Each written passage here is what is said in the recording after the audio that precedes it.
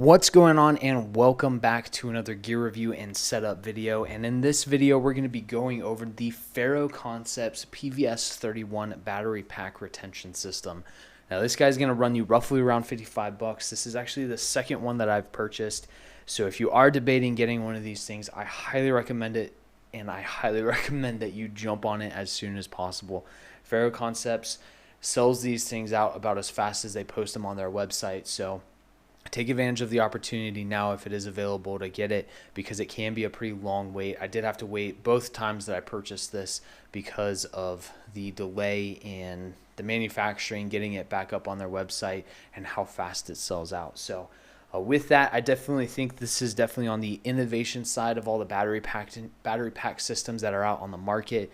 You've got this guy, and then your other leading competitor is going to be the TNVC Mohawk. Now, this guy's going to be specific to the PVS31. The Mohawk is going to be a little bit broader. It will address the 31 battery pack as well as the ANVS, some of the ground unit ones that are on TNVC, as well as some counterweight systems. And then I believe they also have one that's kind of just a little pouch that you can just throw whatever in on. So the Mohawk definitely does address a lot more. This guy is specific to the PVS31. I hope with time Ferro Concept does address some of the other systems that are out there, but until now it is just the 31 battery pack. But when it comes to the setup and kind of construction of this thing, just to give you a little background on it, it is made out of a material called Tigris, or thermoplastic fabric, or a fabric that's kind of a thermoplastic, which is really interesting. It actually came up in conversation. It was briefly referenced on YouTube on a previous video because I actually confused it with carbon fiber. It's not carbon fiber. It is a weird fabric thermoplastic that acts very similar to carbon fiber, but it is a lot stretchier, or not stretchier, but it is a lot more pliable, and it will adjust and flex and twist and all of that, unlike carbon fiber. There are a lot of other companies that are starting to utilize this same material, and you can find it in S&S Precision's plate frame modular. They use it in the frame system as well as their cummerbund. Ferro Concepts also uses it in their belt and their plate carrier cummerbund, and then you can also find it in axle with the placard systems that they run, so that way you can add placards to your plate carrier. And then you can also find it, I believe, in the Cry Precision cummerbund for the original JPC that they came out with. So you are seeing it used across the board with lots of different companies and different applications. I do think it's a really strong, robust, and reliable material, so I am very interested to see where that material goes in the future and how it gets integrated into a lot of other companies and other products on the market. So that's just a couple of companies that are using it. I'm sure there's plenty of more out there, but with that, I want to dive right in so that way you can see how this thing is set up and configured, what it looks like straight out of the package, and that way if you're somebody that doesn't really like reading through instructions, you don't have to worry about it. I'll go through how to set this entire thing up, and then I talk a couple of little things when it comes to the helmet that you have.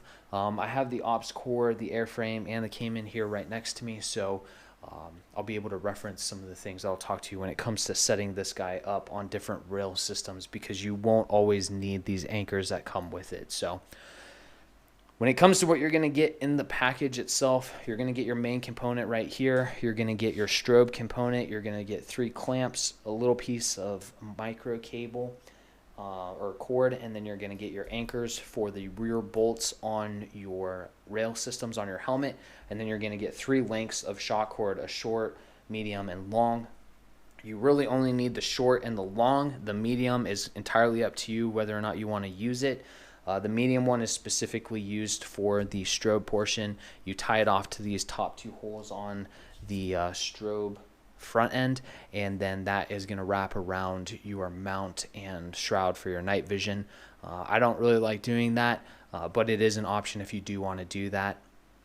There is actually another way you can take this piece of shock cord and create kind of an X pattern for your strobe to help retain it and keep it held down on your helmet. So I'll show you how to do that. But with that, when it comes to setting this up, you're going to have the first step, I should say, is going to be taking the short portion of shock cord, and then from the back side you're going to pass that shock cord through the top 2 holes on the bottom portion.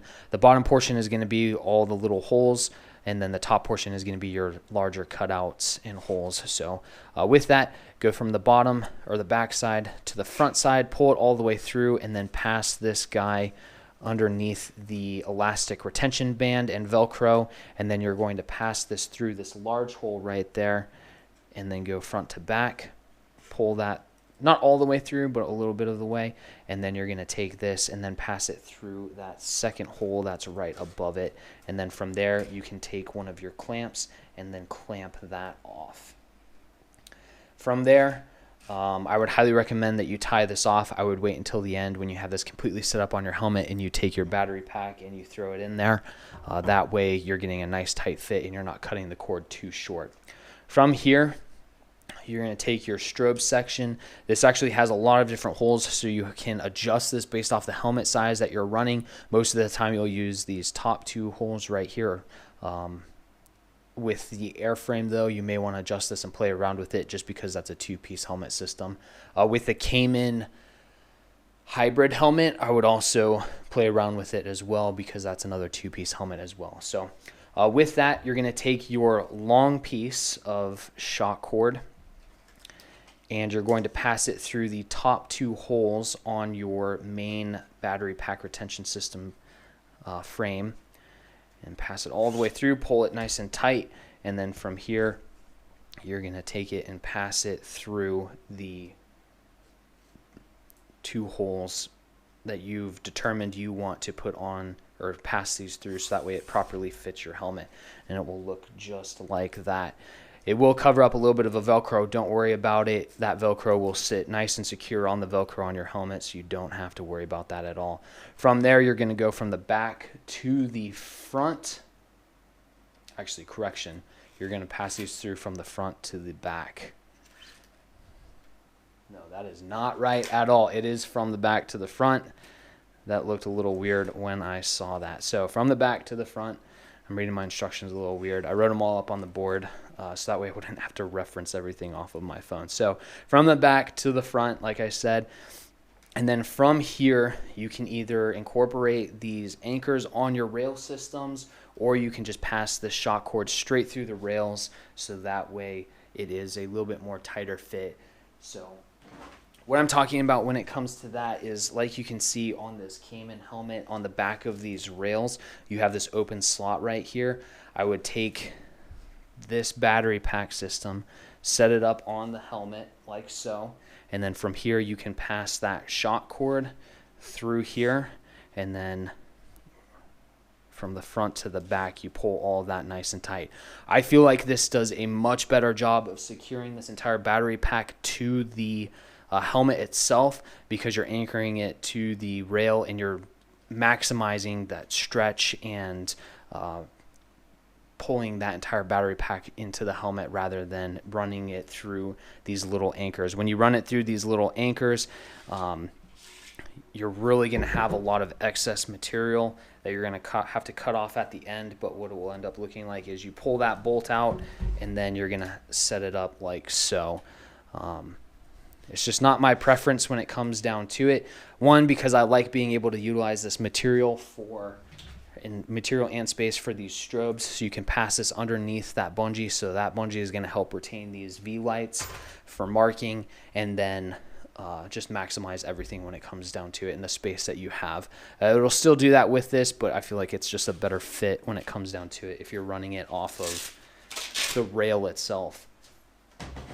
The Team Wendy helmet is going to be very similar with that rail system slot that you can pass that shock cord through, unlike your airframe rails where you're not going to have it on the back. I would not recommend passing it through there.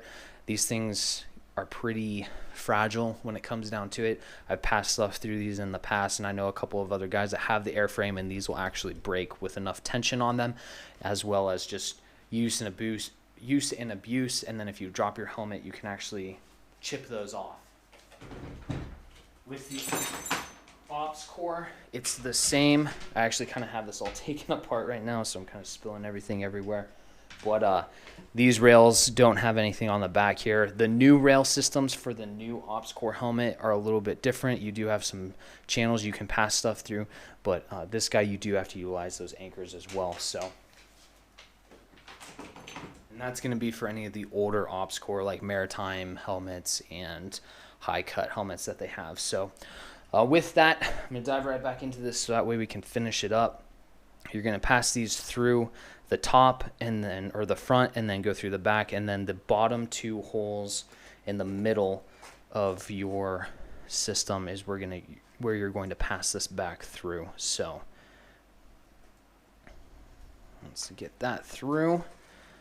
That'll be what it looks like, and then you'll take another one of your clamps, pass that through, get everything set up and nice and tight, and then you can tie that off, and that way when it sits on your helmet, it's nice and tight and it isn't going to go anywhere. So like so. That way you get a lot of retention, and that shock cord is pulling everything into the helmet. When it comes to this middle length or medium length of shock cord, you can just take this and pass it through the top two sections. If you want to utilize this as your additional kind of retention system, that's going to go around the helmet. Actually goes the other way, but you'll pass these through the two holes up top and then tie a knot in it. You can use the clamp if you want to. I would recommend just tying a knot in this, that way it's nice and secure. You'll tie your knot, and then that way you can pull this up and over your helmet shroud and mount for your night vision and hold that in place. If you don't want to do that, the other option is you pass this through the bottom like so, get it nice and even, and then cross it over and then go from front to back for these bottom two holes. And then whether you're running the Manta or you're running the Hellstar, because both will work on this, you get these kind of tight, pull this through that large opening right there, tie a knot in it, and then that way you can just pass your strobe through there. And then when it's all set up, it'll kind of look something like this. Granted, this isn't going to be super tight right now, but it'll roughly look something like that for retaining your strobe on your system. So one other key thing to think about too is, depending on what system that you're running, the cool thing with this, the Hellstar, you have the slot in the top. I know some of the new Mantas have a little slot up here where you can tie everything down. If you have a bump helmet that has cutouts on it, I would recommend getting a little bit longer portion of this micro cord and then tying that through those openings, so that way this entire piece right here stays attached to your helmet and it doesn't come off accidentally. So just a couple options and things for kind of food for thought when it comes to setting up your helmet. So with that, the last thing that I'll just show you is whether you want to throw these on your helmet where the button's up top or the button's on the bottom. When these tie into those rails, they will help secure those and keep everything nice and tight, so that way you don't have to worry about losing those additional strobes. I really like utilizing these V-Light strobes from S&S Precision as marking, so that way between my strobe, whether it's a Hellstar or a Manta, and then two of these guys, I actually have a blue one. This is an old green one that doesn't work, but you can have this set up to where you have red for your red side or enemy combatants in training. You have your green for neutral side, or for instructors if they're just watching from the top down, and then you have a blue for the guys that are your blue side or friendly forces. So then that way you can identify who's who in the training environment when you're doing reps and getting everything that you need to get taken care of for training, pre-deployment, and so forth. So with that, it's an option when it comes down to it. Just some food for thought. Nothing too crazy when it comes down to it. But with that, I really don't have anything else. I want to close this up so that way I don't take up too much of your time. So if you have any questions, please feel free, leave a comment. We'll answer any questions that you have. Like, share, and subscribe, and we'll see you next time.